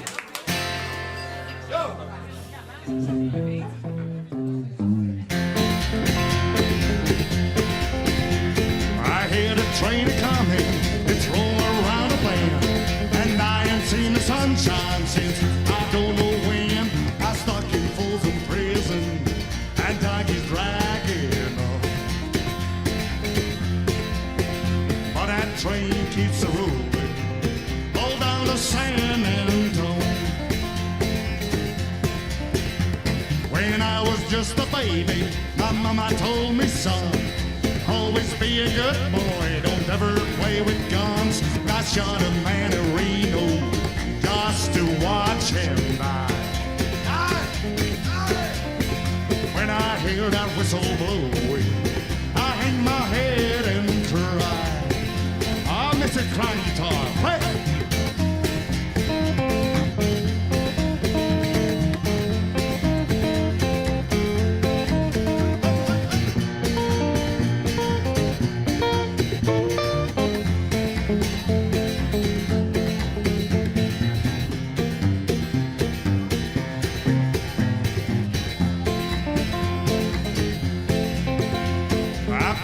Rich folks eating in a fancy dining car, that robber drinking coffee and smoking big cigars. I know I had it coming, I know I can be free, but those people keep on moving, and that's what tortures me. Oh, one time, boys, let's go.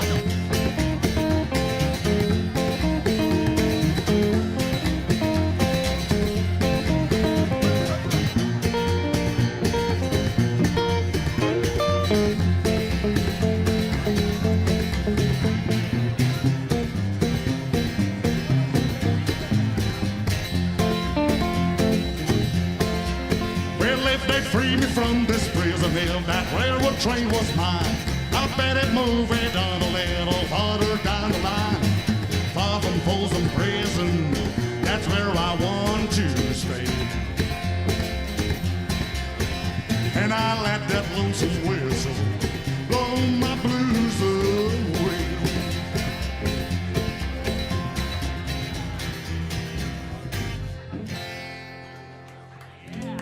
De Barn... Ja, daar was hij weer. De Barnfines en Pieter van der Baai. Jongens, je mag zijn dat je Azen toch nog wel even verder spelen woon. Dus blauw lekker hingen. Want ik vind nou dat het tijd is, nou hebben we het hele spectrum jet. Maar het gaat uiteindelijk om de meesten die het broek en die het baard behalen. Laten we dat net vergeten. Want ja, daar ben we mij begonnen. Dus daar wil we eigenlijk nog... Ik wil weer even heen naar Marianne. Docist daar. Wie Rob en Marijke. Ik ben, hallo? Ja. Ja, ik ben even verkast. Ik zit nou inmiddels hier, hè. We gaan even naar Rob en Marijke. Het gaat natuurlijk om Jim als gebruikers. En Jim hebben nou iedereen in je sajet. Apothekers, experts, de burgemeester. Was nog iets kwijt? Iets hier, hoe zit ze? Ja, alles wat er zijn is het zelf protten te krijgen met het recreatieve gebruik. Als het door koffieshops haast, is het per definitie daarover.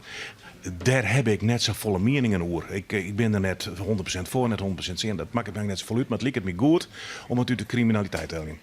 Maar als ik naar mijn eigen situatie zorg, ik ben medisch gebroker. Dan hoop ik van harte dat burgemeester Kronen dat goed regelen kan. Dat zou fantastisch zijn. Like als in Tilburg bijvoorbeeld, dat elke geregistreerde patiënt zijn eigen plantje kweken mij en daar net geen gezeur op krijgt met justitie. Maar verder, ik viel me geen crimineel en ik bloed het gewoon wel. Want ik heb er een hele grote baat bij. Dus ik zorg dat mijn belangstelling komt al jaar. En ik hoop echt dat het goed regelen wordt. Want dit is al heel slachtig als de neten. Dus dat moet beter. Maar van mijn eigen situatie denk ik... Oké, ik wacht het wel aan, maar ik ging gewoon terug. Dus in die zin maak ik me net zo voluit. Want ik bloed gewoon van. Helemaal goed. Dan ging ik nog even naar de andere kant. Hij is nog op aanmerkings, was nog graag kwietworst. Ja, ik heb er eigenlijk net zoveel meer aan tatten van gerapt het als zijn. Ja, we hopen dus alweer dat het alweer legaal wordt. Dat we echt broeken maaien kunnen. En we hebben er samen baat bij. Dus ik hoop dat de politiek je naar loestert. Nou, dat liep het me helemaal duidelijk. Jacco, Ja, beginnen dankjewel Marianne. Ik zie inmiddels in de sale en ik vind het heel mooi zijn. Want wat mensen ervaren, wat mensen vinden, dat kist net uitvlakken. Ik zie je toevallig, want hier is nog een politica, de wetgevende macht, hebben we hier. Hilde de Best van D66. Dat is ook de Shannon Björn, die het naast zit. Dat is duidelijk te Shen. Jim had al heel lang vrij progressieve ideeën over marihuana, medische marihuana. Als je dit zei jest, wat denk je dan van, mat ik in de pen klimmen, mat ik wat waan, wat vielst? Ja, dus zoest eigenlijk de opening die er nou luidt, landelijk, zoest moeten broeken. Hè, van kinder nou net ek wat komen van Mediwiet, als ik dat zei. En vierde, ja, ik ben een groot fan van onze burgemeester, maar hij zit er natuurlijk wel mooi. Hè, het mooi net. En hij wil graag reguleren, maar dat ken ik nog net, dus ik kist eigenlijk niks op dit moment. En wat dat betreft, laten het een proefgemeente worden, laten we experimenteren. En in het vliegveld daarvan, laten we dan eens die Mediwiet goed patiënt. Nou, dat is duidelijk. Ben je nog mensen die graag wat zezen willen, wat vreegje willen, die zich nog, want daar hebben we nou even tiert voor. Net al je tagaliek natuurlijk. Dus even Shen. Ja, dan gaan we die kant op. Oh, de burgemeester wil nog wat zezen, Henk? Ja. Nee, maar wat natuurlijk wel geldt, is dat als ik iets zou willen, krijg ik meteen, althans dat was onder Opstelt en zo, dan krijg ik meteen het Openbaar Ministerie of ministerie op mijn dak. En dat kan natuurlijk heel erg veranderen als er een nieuwe minister komt. En ze hebben dit zo afgesproken in de nieuwe coalitie. Dan denk ik dat als we het gaan doen, dat ze zullen zeggen, ja, dan kunnen we niet meer tegen zijn. Dus maar dat zullen we even precies beoordelen als er meer teksten komen vanuit het nieuwe kabinet. Juist. Dan wil ik nog even hierheen, want je zit... En het is ook wel heel veel uitmaken welke partij de minister voor VNJ levert. Ja. Nou, dan moet Hilde nog maar even bellen bij Den Haag. Ik wil even Jenne taal, want je zit Ian die Jim misschien wel kennen of misschien wel verjet haar Doerde de Jong. Doerde J de Jong. Klopt, hè? Ja, dat klopt. Ik zei zo dat je mensen die het Engels praten, de mooiste Frieske voornaam is Doerde. Maar dat is natuurlijk Dude. Hè? De Dude. Dus Dude, even heel kwart. En had ik het verkeerd zeg maar je bent al jaren bezig met het legaal krijgen van de kweek van cannabis. Hier, hè, zo'n beetje. Het is natuurlijk het verbod is het probleem. Als je boerenkool gaat verbieden en je gaat de verkooptasten in en je gaat direct een belasting opheffen, dan zou je de eigen riet nog eens een keer winst gemaakt in een koffieshop is geen crimineel geld. Dan krijg je natuurlijk exact hetzelfde probleem. Het had geen moe met de plantenmaatje, maar alles met het respectloze verbod. Ja. Daar hebben we heel veel toe jet. Ik wil even benijd nou. Moralisme, hè? Ik bedoel, je kan geen wet nu gevaren op basis van moralisme. Staat zin het altijd neutraal te staan ten opzichte van zijn onderdaan. En dat wordt nadien. Dan kun je alleen nog een wet uitvoeren, een verbod uitvoeren, als je aantonen dat het wetenschappelijk is aantonen dat het schade berokkent door de samenleving. En dat kan net aantoond worden. Dan toch even nou, hier hebben we de meesten die er baat van hebben. De medicinale marihuana. Dosist ik vernemen dat het echt in opkomst is. Wat is nevens die als activist van zo'n 40 jaar? En dan even net in weet je maar hoe kunnen we het nou Rob en Marijke het makkelijkst meidje? Nou, ik denk dat mensen vooral het recht moeten hebben om zelf planten in hun tuin te kunnen zetten. Hè. Het recht op zelfmedicatie, als een salie, kamille of bruiners of hennep uithelst voor niveauwerk. Dat zijn recreatieve medicinaal, dat maakt het zelf uit. Het is echt die lichaam en die geest en het bepaalt zelf wat ermee dienen wordt. En het is net onder staat om voor die te bepalen wat de wolf net tot zien is, dan best een slaaf. Mooi, bedankt. We gaan nog precies tijd van één persoon die het even wat zeggen wil, melden wil of nog wat vragen wil. Ben die er? Ja. Wacht, ik kom even naar Henk is bij die. Kunnen wij misschien helpen door zelfverslagen te sturen naar RINES of naar ziekenhuizen met onze ervaringen? Zodat er alvast een dossier is, een verzameling van gebruikers die kunnen staven dat het werkt voor bepaalde ziektes. Ik zal even, Fred Kronen zei het al, ja, ik veeg het ook nog even RINES. Ja, dat lijkt me een hele goede zaak. Ik bedoel, hoe meer mensen hun mening gaan geven en naar wetenschappers ook toestaan om daar onderzoek op te doen, hoe sneller we naar een situatie kunnen wanneer de burgemeester met iets kan werken. Ik denk dat het heel duidelijk is dat iedereen zijn mening telt in deze en ook die van de gebruiker van Witolie. Heel fijn. De burgemeester heeft een goed idee, dus ik stel voor dat Jim Aasen even maar in treien de koppen bij elkaar steken. Ik wil iedereen hier bedanken die het kwam is, onze gasten. Ik wil Marianne bedanken. Ik wil de technici bedanken. Ik wil Neushoorn bedanken. Ik wil de mensen achter de bar bedanken. Nou, ik jou Jim aan. Ik al je nog een hoorn. Ik wil de mensen naar de stream zien. Even al je hartelijk bedanken. Ik voor de discussie. Hoe 2 weken ben wij er weer, met een nieuwe iepende blijf. En dan is het thema, wat de fuck is er toch met Dokkum? Want Dokkum is opeens pop-exportstad nummer 4 in Nederland. Met al die bands die het heel Europees wijd toeren. Heel wat oors. 3 live optredens. Eentje van Baldus Drauma. Het Dokkum lokaaltje komt. Exit Light Empire komt. En Jaap van de Homesick komt. Nou jongens, die is nou zo beroemd. Dus misschien wel een van de laatste keer dat hij hier schenkt is. Dus ik hoop je hem hoe 2 weken weer te zien op de Waasje of op de stream. Bedankt voor je komst. De stream is nou voorbij. Bedankt.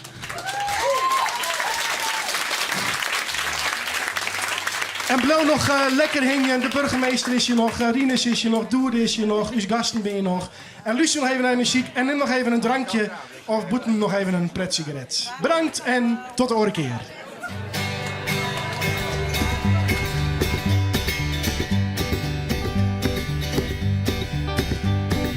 You're not allowed to smoke my river now. You're not allowed to smoke my river now. You're not allowed to smoke my river now. You're not allowed. You're not allowed. You're not allowed. You're not allowed. You're not allowed to smoke my river now. Hey boy.